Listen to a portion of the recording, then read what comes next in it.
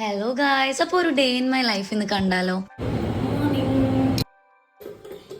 വീട്ടിലെ പോരാളി രാവിലെ തൂക്കാനാന്ന് പറഞ്ഞ അപ്പുറത്തെ ഗീതാമ്മയോട് കഥ പറയാൻ ഇറങ്ങിയിട്ടുണ്ട്. അതിന്റെ ഇടയ്ക്ക് കുളിച്ചിട്ട് അമ്പലത്തിൽ പോയാലോ എന്നുള്ള ആലോചനയില്ല. ഇതിങ്ങനെ വെറും വയറ്റിൽ കഴിക്കുന്നത് പണ്ട് എന്റെ ഒരു ശീലമായിരുന്നു. ഇടയ്ക്ക് വെച്ച് സ്റ്റോപ്പ് ചെയ്ത് ന്യൂ ഇയർ തൊട്ട് ഞാൻ പിന്നെ സ്റ്റാർട്ട് ചെയ്തിരിക്കും. ശരിക്കും എന്നെ പോലെ തന്നെ ഒട്ടുമിക്ക ആൾക്കാർക്കുള്ളൊരു പ്രശ്നമായിരിക്കും. നമ്മളോട് എത്ര നിർബന്ധിച്ചാലും നമ്മൾ അമ്പലത്തിൽ പോകില്ല, പക്ഷെ നമുക്ക് തോന്നിക്കഴിഞ്ഞാൽ നമ്മൾ പോയിരിക്കും. അങ്ങനെ എനിക്കിന്ന് രാവിലെ തോന്നിയപ്പോൾ ഞാൻ അങ്ങ് പോയി. ഇന്നത്തെ വിശേഷം എന്ന് പറയാൻ ഇന്ന് തിരുവാതിരയാണ്.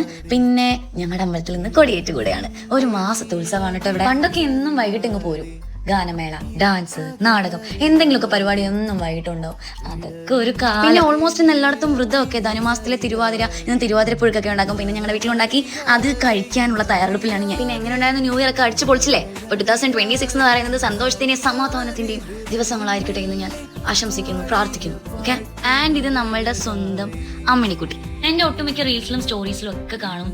ആൻഡ് ഇങ്ങനെ ഞാനിങ്ങനെ ഇരുന്നപ്പോൾ ആലോചിച്ചു, ഷീ സോ പ്രഷ്യസ്. ഓക്കെ, നമ്മൾ പുറത്തൊക്കെ പോയിട്ട് വന്നിട്ട് നമുക്കിനിയും തിരുവാതിര പുഴുക്ക് കഴിക്കാൻ വേണ്ടിയുള്ള തയ്യാറെടുപ്പിലാണ് വീണ്ടും ഞാൻ. ഇതെന്റെ ഫേവറേറ്റ് ആണ്. പിന്നെ അച്ചാറുണ്ടെങ്കിൽ പറയുകയേ വേണ്ട. ഇനി കുറച്ചു നേരം ഒന്ന് കിടന്നു.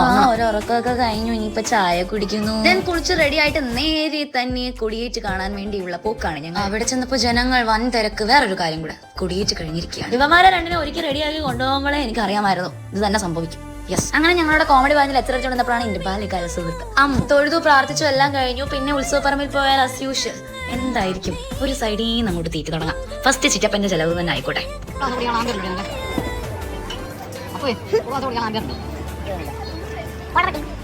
ഹിറ്റ്ലർ മാധവൻകുട്ടിക്ക് 5 6 എത്രയോ പെങ്ങന്മാരായിക്കോട്ടെ. അത്രയും പെങ്ങന്മാരാണെങ്കിൽ ഇത്രയും ആൺപിള്ളേർക്ക് ഒരൊറ്റ പെങ്ങളാണ് ഞാൻ, ഹിറ്റ്ലർ മാധവിക്കുട്ടി. വല്ല പെമ്പിള്ളാറെ പുറകെ പോയാൽ ഞാൻ വല്ല പെമ്പിള്ളേർ പുറകെ വന്നാൽ ഞാൻ വേണമല്ലോ ശ്രദ്ധിക്കാൻ. ഞങ്ങളുടെ മുന്നിൽ വന്ന് പെട്ടു.